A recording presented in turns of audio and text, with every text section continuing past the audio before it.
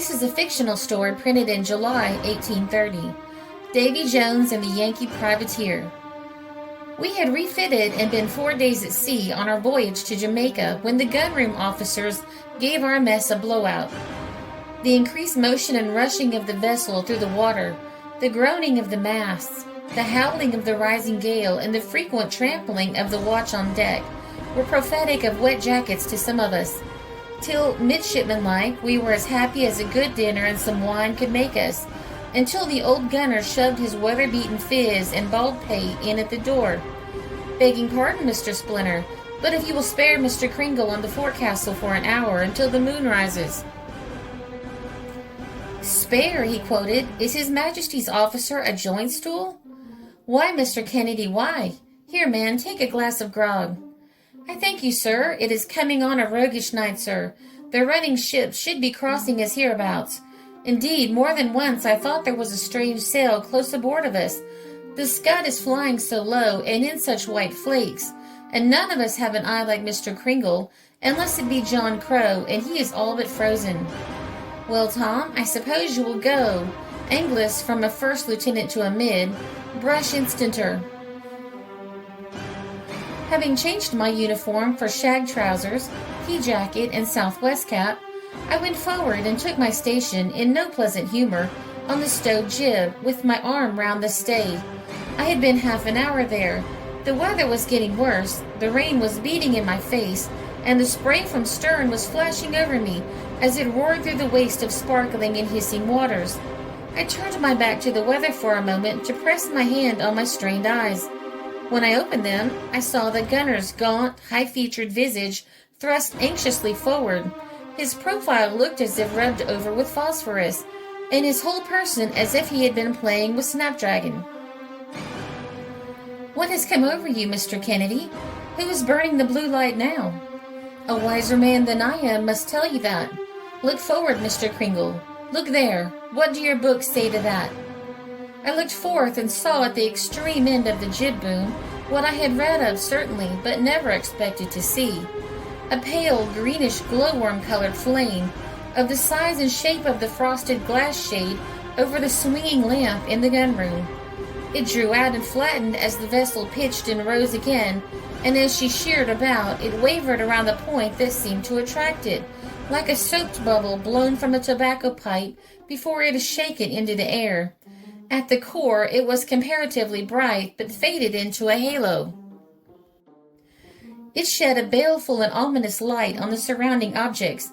The group of sailors on the forecastle looked like specters, and they shrunk together and whispered when it began to roll slowly along the spar where the boatswain was sitting at my feet. At this instant, something slid down the stay, and a cold, clammy hand passed round my neck.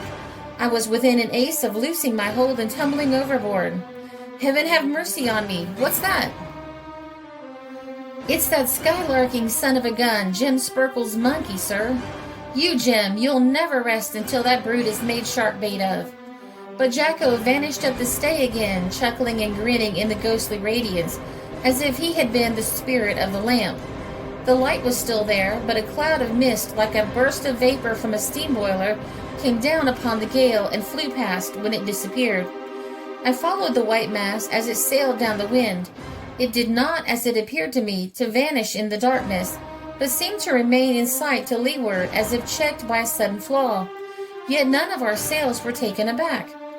A thought flashed to me. I peered still more intensely into the night. I was now certain. A sail, broad on the ice bow.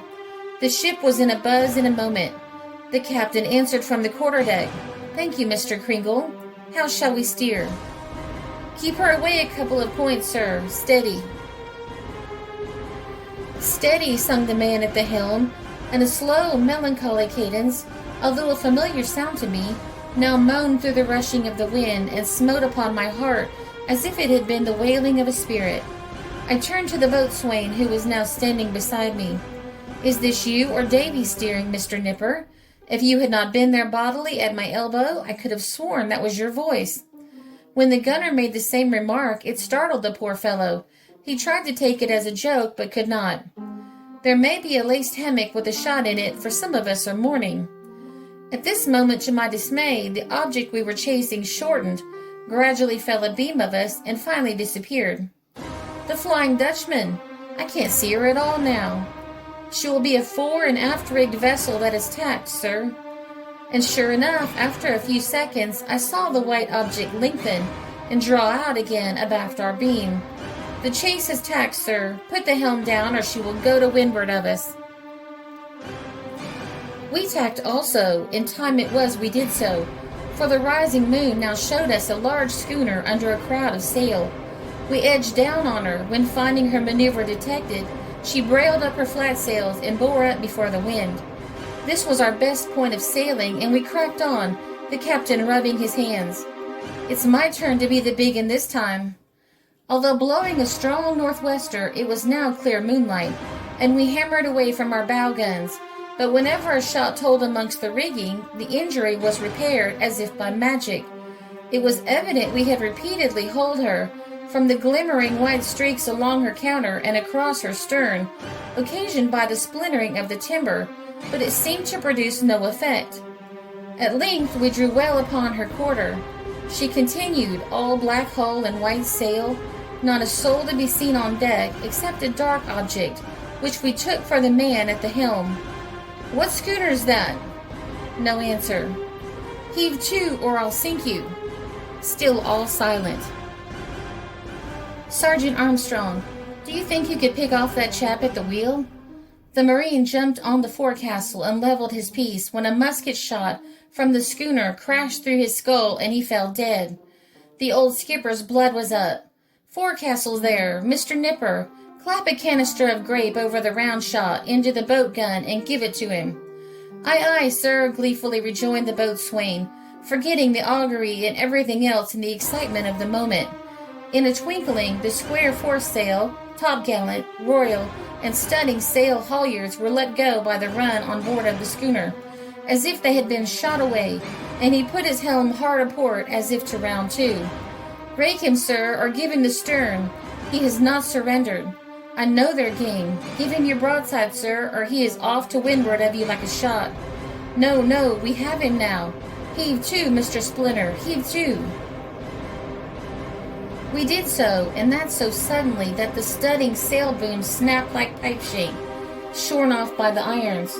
Notwithstanding, we had shot 200 yards to the leeward before we could lay our main topsail to the mast. I ran to windward. The schooner's yards and riggings were now black with men, clustered like bees swarming. Her square sails were being close furled, her fore and aft sails set, and away she was, dead to windward of us. "So much for undervaluing our American friends," grumbled Mr. Splinter. We made all sail in chase, blazing away to little purpose. We had no chance on a bow line, and when our amiga had satisfied himself of his superiority by one or two short tacks, he deliberately took a reef in his mainsail, hauled down his flying gib and gaff topsail, triced up the bunt of his foresail, and fired his long 32 at us. The shot came in at the third aftermost port on the starboard side, and dismounted the carronade, smashing the slide and wounding 3 men. The second shot missed, and as it was madness to remain to be peppered, probably winked, while every one of ours fell short. We reluctantly kept away on our course, having the gratification of hearing a clear, well-blown bugle on the schooner play up Yankee Doodle. As the brig fell off, our long gun was run out to have a parting crack at her, when the third and last shot from the schooner struck the sill of the midship port, and made the white splinters fly from the solid oak like bright silver sparks in the moonlight. A sharp, piercing cry rose into the air. My soul identified that death shriek with the voice that I had heard, and I saw the man who was standing with the lanyard of the lock in his hand drop heavily across the breach, and discharge the gun in his fall. Thereupon a blood-red glare shot up into the cold blue sky, as if a volcano had burst forth from beneath the mighty deep, followed by a roar and a shattering crash, and a mingling of unearthly cries and groans, and a concussion of the air and of the water, as if our whole broadside had been fired at once. Then a solitary splash here, and a dip there, and a sharp yell, and low, choking, bubbling moans, as the hissing fragments of the noble vessel we had seen fell into the sea, and the last of her gallant crew vanished forever beneath that pale, broad moon. We were alone, and once more all was dark and wild and stormy. Fearfully had that ball sped, fired by a dead man's hand. But what is it that clings black and doubled across that fatal cannon, dripping and heavy, choking the scuppers with clotting gore, and swaying to and fro with the motion of the vessel like a bloody fleece? Who is that was hit at the gun there? Mr. Nipper, the boatswain, sir. The last shot has cut him in two.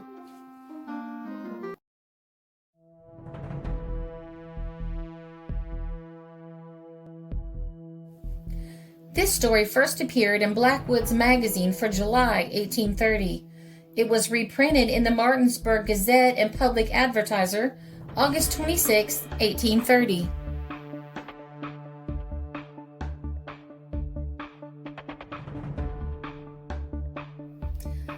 This is a Country Road production because history is fascinating.